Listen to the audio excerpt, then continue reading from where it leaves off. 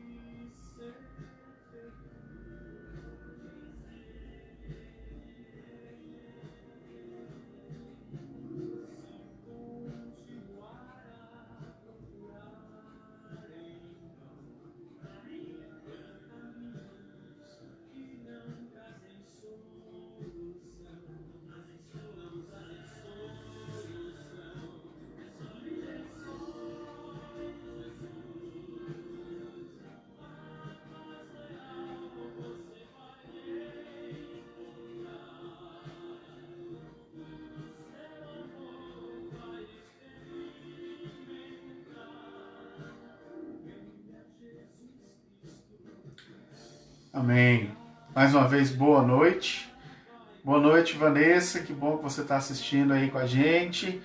Boa noite, o Carlos deve estar aí também. A vozinha está aí, né? As crianças, o Vitor, a Emily, né? Estão todos aí. Que bom que o Senhor possa abençoar cada um deles, cada um de vocês. Saudade de vocês, né? Nesse tempo que a gente está tão distante. A Lourdes também está assistindo, minha sogra. A Renata está lá embaixo junto com as crianças. Que bom ter vocês aqui conosco, né? Que bom que vocês estão participando com a gente. O Wilson lá do Goiás, que bom, Wilson, ter ver você aqui. Deus abençoe você, sua família, Ludmila, né? As meninas, que agora são duas, né? Saudade também de vocês. Vamos iniciar então? Abra aí sua Bíblia no primeiro livro de Paulo aos Coríntios, capítulo de número 10.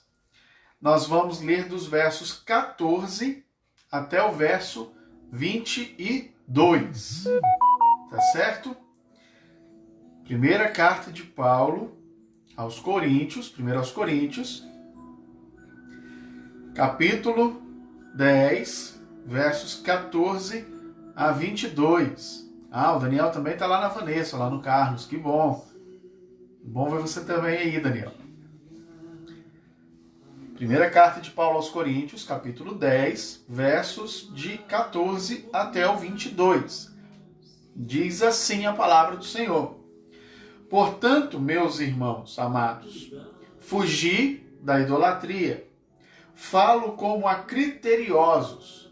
Julgai vós mesmos o que digo. Porventura o cálice da bênção que abençoamos não é a comunhão do sangue de Cristo? O pão que partimos não é a comunhão do corpo de Cristo? Porque nós, embora muitos, somos unicamente um pão, um só corpo, porque todos participamos do único pão. Considerai o Israel segundo a carne. Não é certo que aqueles que se alimentam dos sacrifícios são participantes do altar? Que digo, pois? Que sacrificado o ídolo é alguma coisa? Ou que o próprio ídolo tem algum valor? Antes, digo que as coisas que eles sacrificam é a demônios, que as sacrificam e não a Deus. E eu não quero que vos torneis associados aos demônios. Não podeis beber o cálice do Senhor e o cálice dos demônios. Não podeis ser participantes da mesa do Senhor e da mesa dos demônios. Ou provaremos zelos ao Senhor? Somos acaso mais fortes do que Ele? Vamos orar nesse momento? Feche seus olhos aí, onde você está, curve sua cabeça e vamos falar com Deus nesse momento. Senhor, nós queremos, ó Pai, mais uma vez te agradecer pela tua graça, pela tua misericórdia que tem nos alcançado.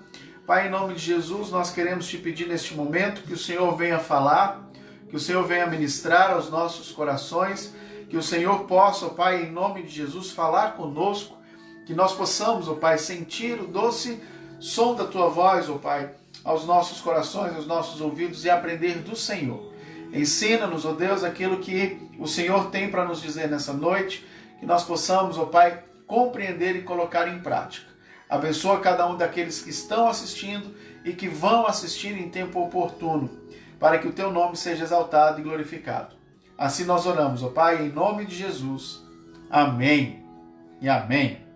Bom, vamos fazer um breve resumo do que nós vimos na semana passada.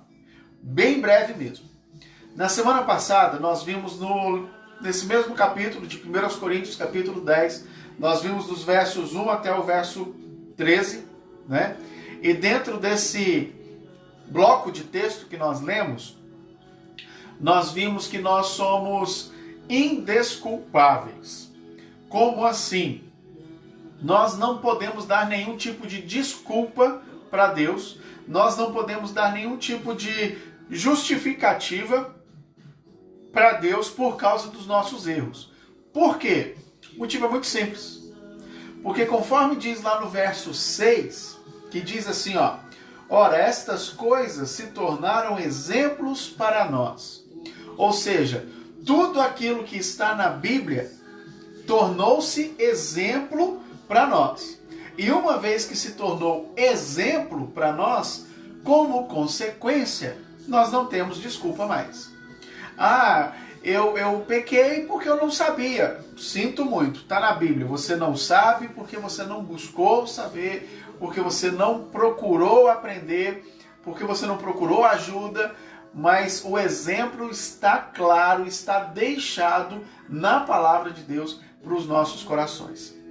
E aí nós vimos alguma listinha lá, né, daquilo que nós não devemos fazer, que aprendemos com o passado, que aprendemos lá com os israelitas que ficaram presos no deserto por causa da idolatria, por causa da murmuração, por causa de uma série de fatores que os tornaram, os deixaram ali cativos, presos no deserto, percorrendo ali, né, andando em círculos praticamente durante 40 anos por causa das suas atitudes pecaminosas. E aí então Paulo deixa bem claro, olha, tudo isso foi escrito para que você aprenda, para te deixar como exemplo do que você deve ou não fazer, tá certo? E aí nós entramos neste bloco de texto que nós lemos, né? E hoje eu quero refletir sobre a perspectiva de que a vida, ela é feita por escolhas. A vida é feita por escolhas. O nosso dia gira em torno de escolhas. Tudo que fazemos gira em torno de escolhas. Vou te dar um exemplo simples, rápido, prático, que eu tenho certeza que você se encaixa. Quer ver? Hoje de manhã, independente do horário que você acordou, se foi 6 horas da manhã, se foi 7, 8, 9, 10, independente do horário que você acordou. Mas eu tenho quase certeza que uma das primeiras coisas que você fez quando você acordou foi levantar da cama e escovar os dentes. Mas isso foi uma escolha que você tomou. Você poderia ter escolhido ficar na cama. Alguns até escolheram de repente. Você poderia ter escolhido não escovar os dentes. Você poderia ter escolhido ir para frente da televisão e não escovar dente, não tomar café, não fazer nada. São escolhas. A nossa vida gira em torno de escolhas. Nós fazemos escolhas o tempo inteiro, a todo instante, a todo segundo nós estamos fazendo escolha. Você tem nas suas mãos a escolha, o poder da decisão, o poder da escolha de continuar me assistindo ou não, de estar presente nessa sala ou não. Mas essa é uma decisão, essa é uma escolha que só você pode fazer. Eu não tenho nada que possa fazer nessa decisão, nessa escolha que você tem nas mãos.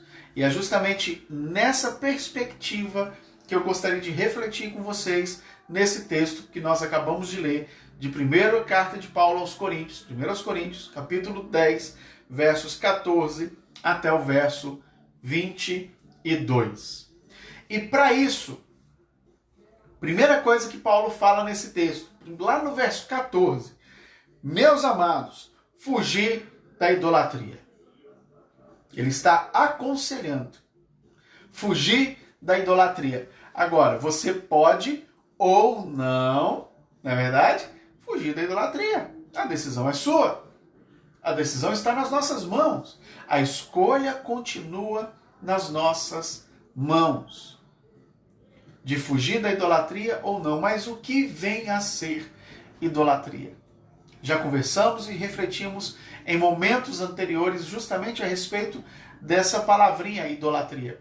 Às vezes o que vem e o que fica na nossa cabeça é que idolatria são as imagens de escultura, são crucifixos, são esses aspectos. Mas eu quero te dizer que esses objetos não são necessariamente idolatria. Sabe por quê? Porque idolatria é tudo aquilo que rouba o lugar de Deus da sua vida, do seu coração. A palavra de Deus nos ensina que nós devemos amar a Deus sobre todas as coisas. Absolutamente todas as coisas. Então, se é sobre todas as coisas que nós devemos amar a Deus, tudo aquilo que nós colocamos, que nós amamos mais do que amamos a Deus, torna-se idolatria nas nossas vidas. Por exemplo, o celular pode se tornar uma idolatria na sua vida. A televisão pode se tornar uma idolatria na sua vida. O videogame, jogos podem se tornar idolatria na sua vida. Amigos podem se tornar idolatria. Sabia disso? Esposa, esposo, filhos podem se tornar idolatria. Bichinhos de estimação podem se tornar idolatria. Qualquer coisa que rouba a prioridade, rouba o lugar de Deus na nossa vida, isso se torna uma idolatria. Isso se torna uma idolatria. Então, idolatria não é simplesmente ou somente aquela imagem de escultura que a pessoa tem na sua casa. Não. Idolatria é tudo aquilo que é colocado acima de Deus nas nossas vidas. Acima de Deus nas nossas vidas. E nós precisamos aprender que Deus é o primeiro. Se Deus não tem sido o primeiro, está na hora de voltar atrás e colocar Ele em primeiro lugar. Teve uma época, um tempo no nosso casamento, meu e da Renata, da minha esposa, que em uma de nossas conversas, eu falei para ela de forma muito sincera e séria, eu falei para ela, olha, eu quero te pedir perdão, porque em alguns momentos da minha vida eu te amei mais do que amei a Deus.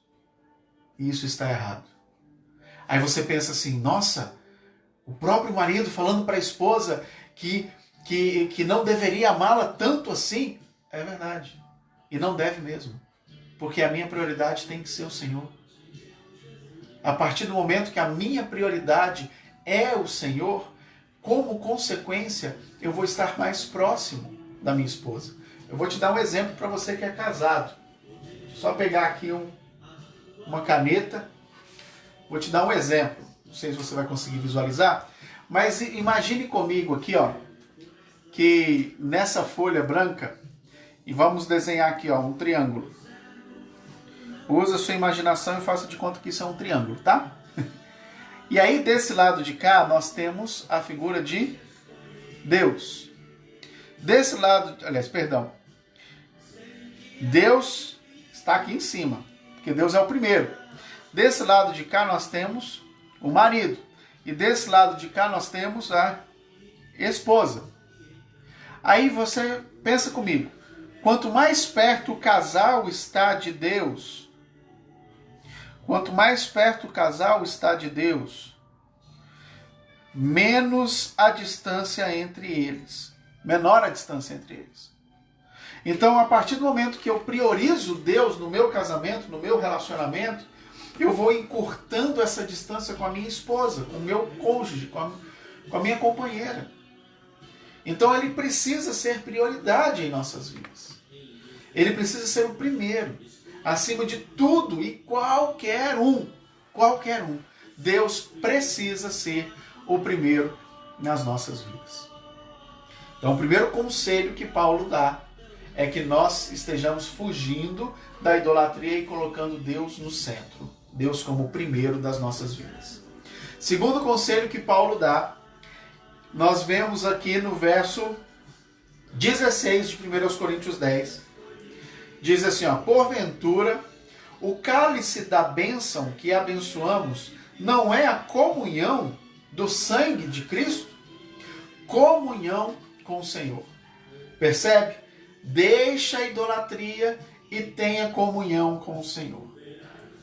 Fuja das coisas que estão roubando o seu tempo com o Senhor e dê prioridade para Deus. E aí eu me lembro do estudo que nós fizemos no domingo passado sobre prioridade.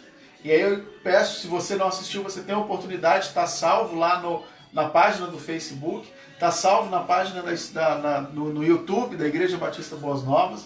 Você vai poder assistir lá a aula que nós demos sobre prioridade. E lá nós identificamos que quando nós colocamos em primeiro lugar Deus e a nossa família, Deus principalmente, depois a nossa família, as outras coisas vão se encaixando. Tudo vai se encaixando. Tudo tem o seu devido valor e o seu devido lugar na nossa vida. E para ter essa comunhão com Jesus, Paulo usa duas figuras. Duas figuras que Paulo se utiliza aqui nesse texto para exemplificar essa comunhão. Primeira figura, ele fala que nós somos um só pão. Olha só no verso 17. Porque nós, eu desse lado de cá, você desse lado daí, mesmo sendo muitos, nós somos unicamente um pão. E aí, pense comigo. Isso daqui é farinha de trigo. Farinha de trigo. Usado para fazer pão, usado para fazer bolo. Eu nunca vi ninguém comendo farinha de trigo. Você já viu alguém comendo farinha de trigo? Eu nunca vi. Isso aqui é leite. Leite, ok. Já vi várias pessoas bebendo só leite. Mas quando você mistura o leite, quando você mistura a farinha de trigo e outros ingredientes, o ovo, o fermento, você vai estar alimentando, vai estar produzindo algo totalmente novo, que é o pão. Alguns de nós somos o trigo, outros somos o leite, mas quando nós nos tornamos um no Senhor, nós somos um só pão.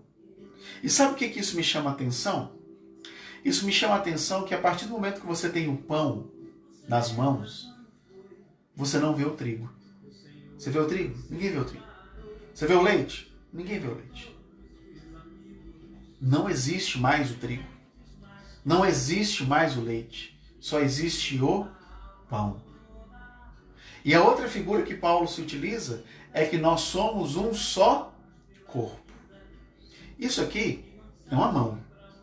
Se eu cortar, ela continua sendo mão.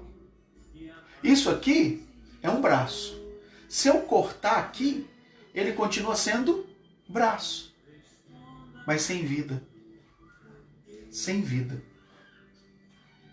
Se você corta uma mão, se você corta um dedo, se você corta um pé, perde a vida. Continua existindo o corpo, mas aquele membro perde a sua essência, perde a sua vida. Agora volta lá na figura do pão. Você não consegue mais separar o que é pão, o que é trigo, do que é leite. Quando nós somos um com Cristo, Quando nós temos essa comunhão com o Senhor, nós deixamos de ser Rodson, deixamos de ser Renata, deixamos de ser João, José, Maria, e somos Jesus. Somos um com Ele. Não perdemos já a nossa identidade, porque corre em nós o sangue de Jesus, a essência de Jesus. Olha quão maravilhoso isso é. Agora, quando nós nos distanciamos dessa comunhão com Jesus, quando nós pegamos essa mão, que é o Rodson, por exemplo, e tiramos ela do corpo de Cristo, o corpo continua, mas aquela mão vai morrer. Aquela mão vai morrer. Os meus pais, meu pai principalmente, gosta muito, minha família de modo geral, gosta muito de assar carne, sabe?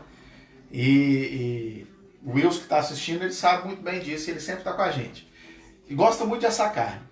E aí você que gosta de assar carne, você que assa carne, o que acontece quando você pega uma brasa e tira do meio da churrasqueira? Ela se apaga. Ela se apaga. Ela perde o propósito pelo qual ela foi criada. Assim somos nós. Assim somos eu e você. Quando nos afastamos, nos distanciamos do corpo de Cristo, que é a igreja, quando nós perdemos esse contato com o Senhor, a chama em nosso coração ela vai se minguando até se extinguir. E aí nós perdemos o nosso propósito de vida. A mão morre, deixa de existir. Nós precisamos ser cada vez mais pão, deixando para trás as velhas coisas e nos tornando cada vez mais parecidos, semelhantes com o Senhor. E isso nós alcançamos quando fugimos da idolatria e nos aproximamos, temos comunhão com Deus. Comunhão com Deus. Precisamos ter essa comunhão com Deus. Mas aí, para que nós tenhamos essa comunhão com Deus, é imprescindível que a gente tenha esse interesse contínuo de estar buscando na palavra esse crescimento, de estar buscando na Bíblia esse crescimento, continuamente, cada vez mais. Nós não podemos abandonar, nós não podemos perder essa comunhão, nós não podemos perder esse contato com o Senhor. Somos um com o Senhor. E ser um com o Senhor é deixar de ser ingrediente e passar a ser um produto final. Passar a ser um produto acabado. Passar a ser a excelência da criação que Deus planejou, projetou para que eu e você pudéssemos ser.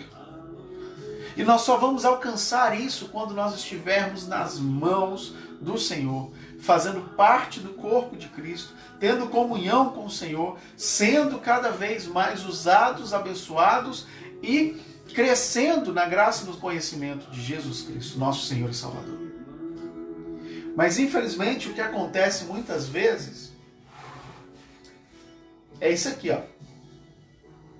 Vamos voltar a pensar que essa garrafa transparente é a nossa vida. E quando nós falamos de idolatria, como eu disse anteriormente, né, nós temos muitos problemas no nosso coração. Nós temos muitas coisas que nós fazemos e na qual nós não deveríamos.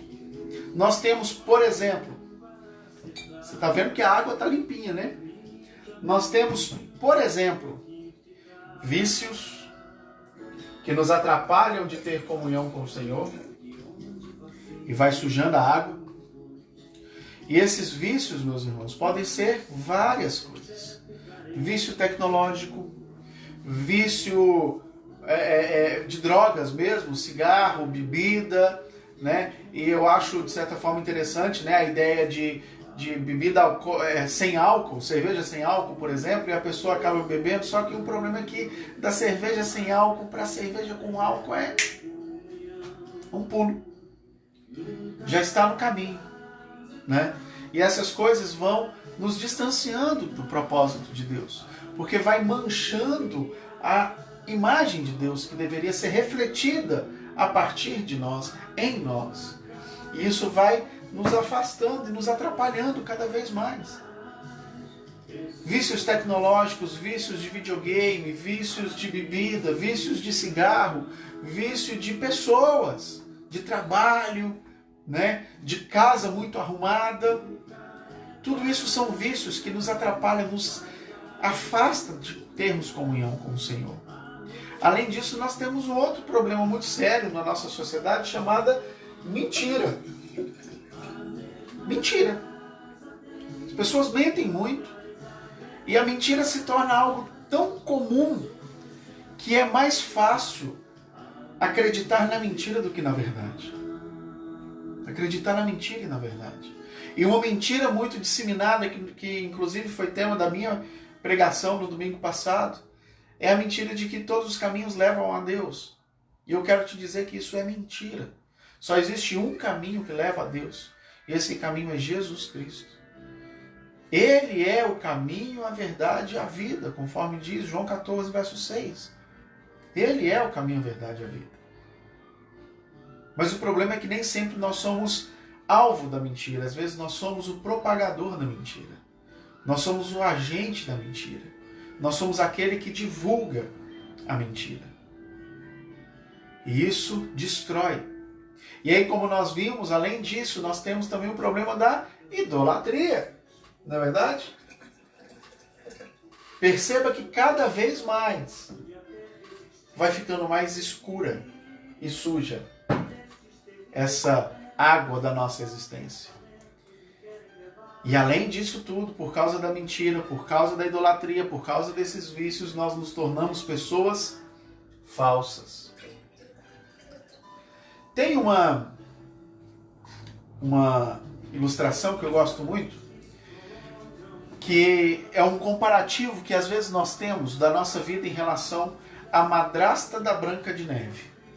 Acho que a maioria de nós conhece a história da Branca de Neve, né? Aquela princesa que tem uma madrasta má, e essa madrasta má tem um espelho, e esse espelho na qual, quando ela pergunta, existe alguém mais bonita do que ela sempre responde, não, ela era a mais bonita de todo o reino.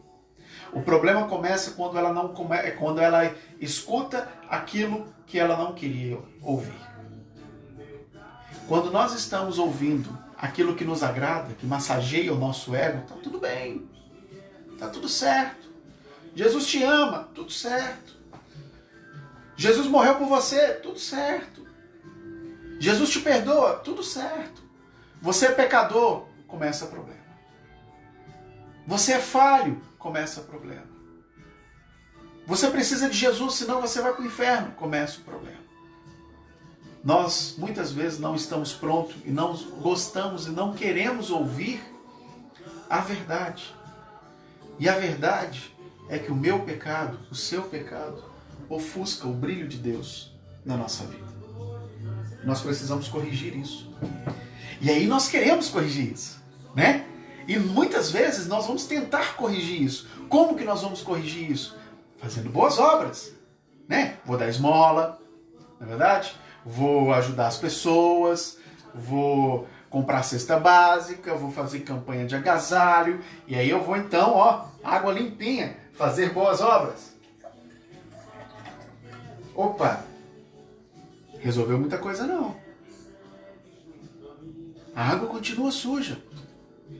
Os pecados que cometemos são muito maiores e mais sérios do que as boas obras que queremos praticar. Isso não leva ninguém para o céu. Isso não corrige ninguém. Isso não resolve o nosso problema. E aí a gente pensa assim, não, mas então eu já sei, meu problema é vício. Eu sou viciado em jogos, eu sou viciado no cigarro, na bebida, vou largar os vícios. Tá aqui, água limpinha. Não resolveu o problema. E aí a gente começa a se desesperar. E aí a gente começa a olhar e pensar assim, já não tem mais solução para mim. O que mais eu posso fazer para resolver o meu problema? E eu quero levar você lá para o livro de Efésios, capítulo 2, versos 8 e 9, que diz assim, ó: porque pela graça sois salvos, mediante a fé, e isto não vem de vós, é dom de Deus, não de obras, para que ninguém se glorie. Você já pensou se as pessoas fossem salvas pelas obras que praticam? Nós iríamos olhar e falar assim, ó, tá vendo? Eu sou o máximo. Eu sou o melhor homem do mundo. E é justamente isso que o texto diz. Para que não aconteça isso, para que as pessoas não se gloriem, não somos salvos pelas obras.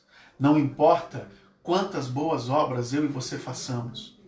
Não importa o quão bom nós somos, jamais vamos resolver esse problema da água suja da nossa vida. Agora, é pela graça que nós somos salvos. Quando nos rendemos a essa graça, quando aceitamos o perdão de Deus em nosso coração, quando nós aceitamos o sacrifício vicário de Jesus ali naquela cruz, quando nós entendemos e fugimos da idolatria, entendemos que precisamos ter essa comunhão com Deus, quando nós entendemos que nós precisamos ser um com o Senhor, quando nós entendemos que eu vou deixar de ser ingrediente, que eu vou deixar de ser trigo, vou deixar de ser fermento, e eu vou passar a ser pão do céu com o Senhor, aí a coisa muda de figura. Porque aí quando nós recebemos essa água limpinha que é o Jesus em nossa vida, aí a coisa muda de figura. Olha que coisa maravilhosa que o Senhor faz conosco. Percebeu? Você viu isso? E aí, sabe o que é uma das coisas mais fantásticas ainda? Espera aí só um pouquinho.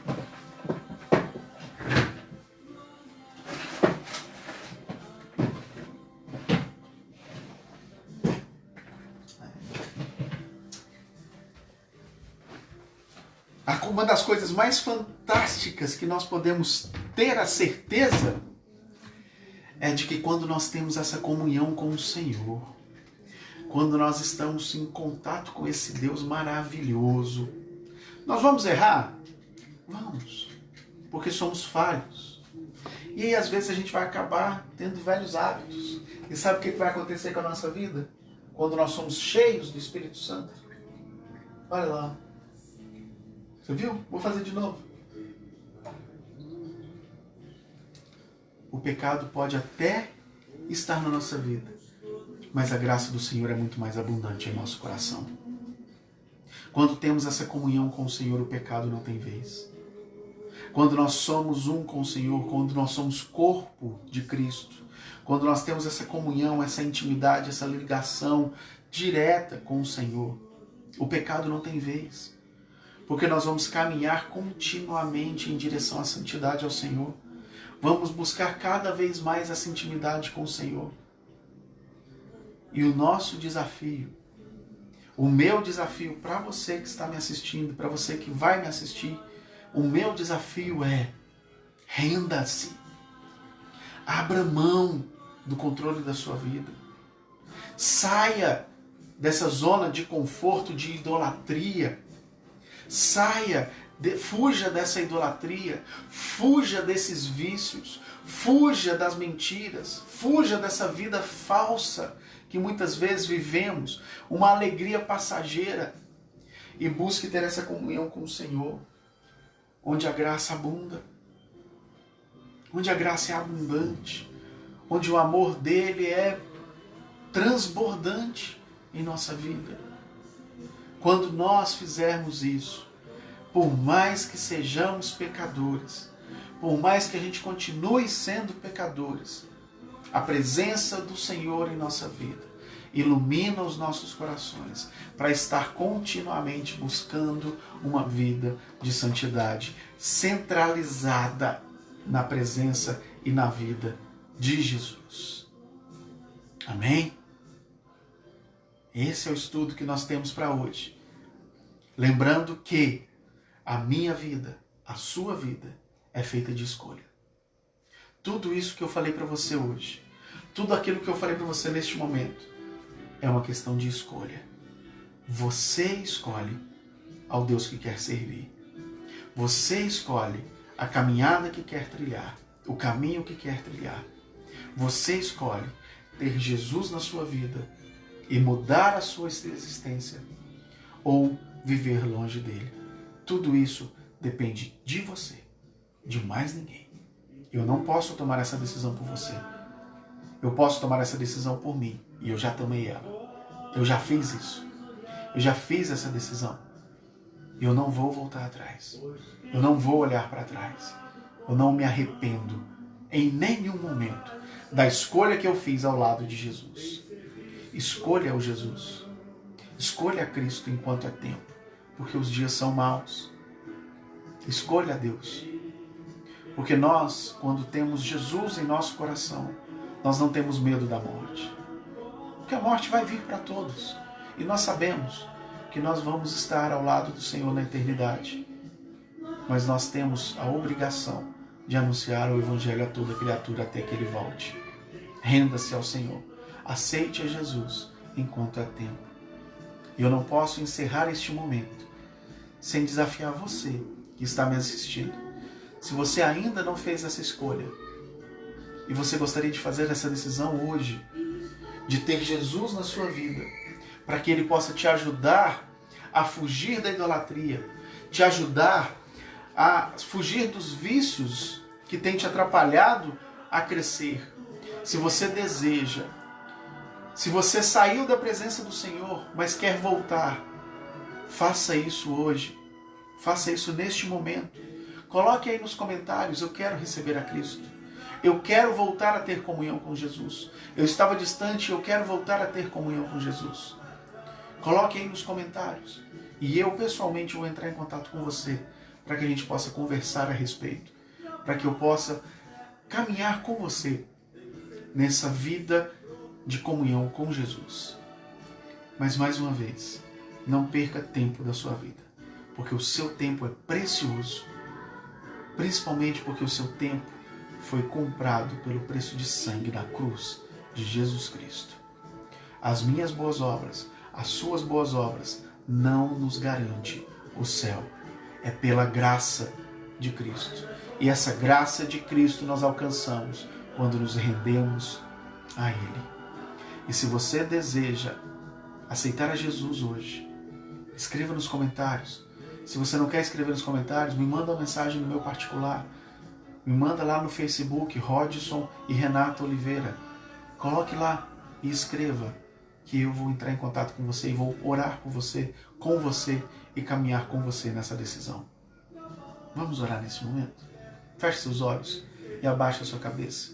Você que já tem um compromisso com Jesus, ore por aquele que não tem, para que nós possamos ver a obra do Senhor sendo manifesta em nome de Jesus. Senhor, nós te agradecemos, ó Pai, te louvamos e te exaltamos, porque o Senhor se rendeu, ó Deus, o Senhor se entregou ali naquela cruz, por mim, ó Deus, e por cada um desses irmãos que têm ouvido. Te louvamos, ó Pai, porque o Senhor nos deixou exemplos a serem seguidos, exemplos de fé, mas também exemplos de erro que nós não devemos cometer. Te pedimos e te clamamos, ó Deus, que nós venhamos a fugir de toda idolatria, que nós venhamos a ter essa comunhão com o Senhor, que em nome de Jesus nós possamos compreender que longe do corpo de Cristo não há vida, que nós possamos compreender que é necessário que nós nos rendamos completamente ao Teu amor, para que nós possamos, ó Pai, vivenciar a experiência da vida abundante que há em Cristo Jesus. Pai, tira de nós todo vício e dá, ó Deus, aos nossos corações um renovo. Clamo a Ti, ó Deus, para aqueles que estão assistindo, que assistirão, que ainda não têm um compromisso com o Senhor. Clamo a Ti, ó Deus, que o Senhor possa completar a obra, que o Teu Espírito Santo, ó Deus, esteja convencendo do pecado, da justiça e do juízo. Que em nome de Jesus, ó Pai, haja salvação no meio do Teu povo. Essa é a nossa oração, ó Deus, em nome de Jesus. Amém e amém. Quero dar alguns avisos bem rapidinho. Sábado, às 18 horas, tem culto jovem no Instagram da Juventude Batista Boas Novas, tá certo? No domingo, às 9, estaremos aqui nesse canal estudando a Palavra do Senhor. E às 19 temos culto, né, na página do YouTube da Igreja Batista Boas Novas. Como eu havia dito, meu nome é Rodson, sou o pastor Rodson, pastor da Igreja Batista Boas Novas. É um grande prazer ter você aqui conosco. O meu muito obrigado por estar aqui até este momento. Né? Eu quero nomear aqui, falar aqui algumas pessoas que chegaram depois. Deixa eu ver aqui quem eu tinha falado por último. Com a Vanessa, eu tinha falado que ela falou que o Daniel está lá. Maria Valdir entrou depois, é minha tia lá em Goianésia. José de Arimateia, que bom ter você com a gente. O Joel, que bom, Deus abençoe sua família. Aparecida, minha mãe lá do Goiás, está assistindo também, que bom. A Rose, Deus abençoe Rose, a Rafinha, saudade de vocês. Irmã Jacinta, que bom, o Senhor te abençoe. A tia Iva está assistindo também, Deus abençoe tia Iva, o irmão Antônio, né? A Edilene, Deus abençoe a Edilene, a sua gravidez aí, tudo certo, que Deus abençoe em nome de Jesus. Cesomar, que bom Cesomar, Deus abençoe a Magna e a irmã Rosângela. Mais uma vez, muito obrigado por estar aqui conosco, muito obrigado pela participação. Dê aí o seu joinha, como diz o caso, né? Curta, compartilhe com outras pessoas e, em nome de Jesus, seja ativo na propagação do Evangelho, tá certo? Deus abençoe e tenha uma boa noite em nome de Jesus.